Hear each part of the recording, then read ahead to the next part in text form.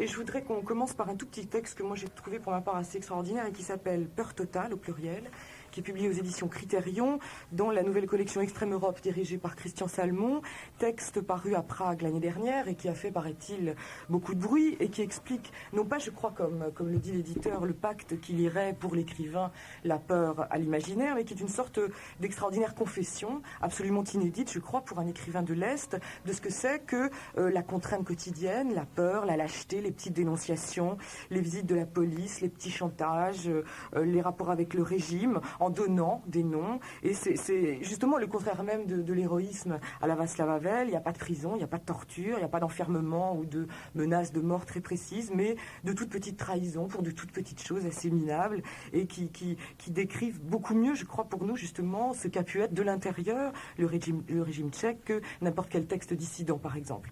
Alors, le texte commence, par exemple, par un projet de voyage à Thessalonique, je crois qu'il avait envisagé avec sa femme, mais avant de partir et d'avoir les visas, il a un interrogatoire par la police. On lui demande ce qu'il fait, ce qu'il écrit, quels sont ses amis, et finalement on lui demande de choisir entre Thessalonique et Vatchulik, et finalement il répond Thessalonique. Alors justement, Vatchulik, c'est un autre très grand écrivain tchèque, dont est sorti en français surtout La Clé des songes, en 89 aux éditions Actes Sud.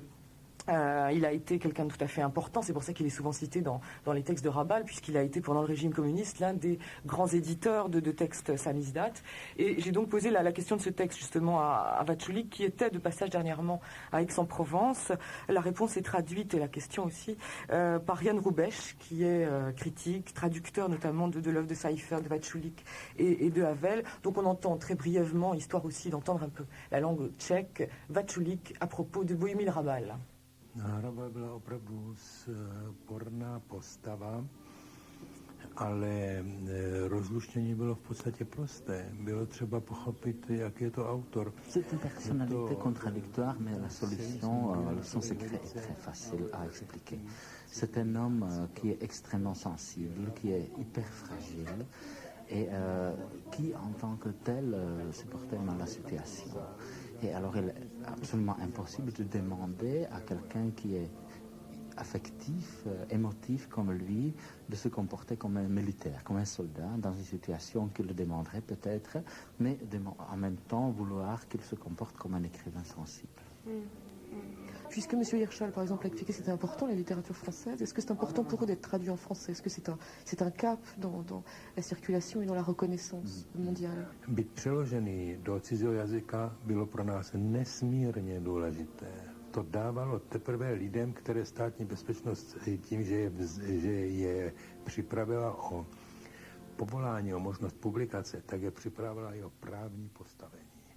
La traduction de toute œuvre en langue étrangère était extrêmement importante parce que ça donnait un statut différent aussi à la personne, à l'écrivain en Tchécoslovaquie pendant la période de la normalisation, qui était un peu protégé par le fait que ce livre était publié. C'était une sorte d'immunité politique que lui donnait le fait de pouvoir montrer des livres publiés à l'étranger. Son cas était typique. Même quand c'était le produit d'un samizdat, par exemple, c'est-à-dire même quand c'était clandestin. Des traductions à l'étranger. Oui, mais quelquefois il y avait des choses clandestines qui circulaient, qui se retrouvaient au Canada ou en France sans être publiées en Tchécoslovaquie, par exemple. Oui, ça valait pour ce que vous dites? Non. On parle de traduction. Officielle. Pas officielle. On est en Tchécoslovaquie. Si vous avez un livre qui est traduit en Allemagne ou en France, vous pouvez montrer ce livre à la police lorsqu'on est interrogé en disant « moi je suis écrivain ». Ils disent non, vous n'êtes pas écrivain parce que vous n'êtes pas employé, vous n'êtes pas membre de l'Union des écrivains, vous n'êtes pas employé, montrez-moi le cachet dans la carte d'identité, le carnet d'identité.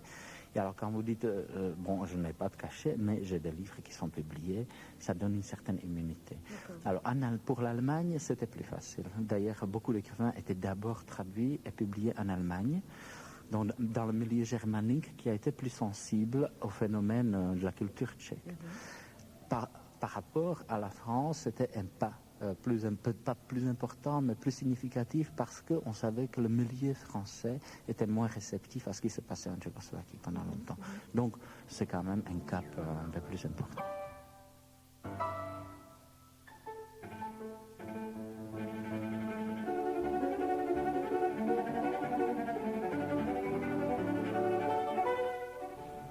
Voilà, c'était donc Ludwig Vachulik et Jan Hrubesch à propos et de Rabal et du problème de la traduction en Tchécoslovaquie.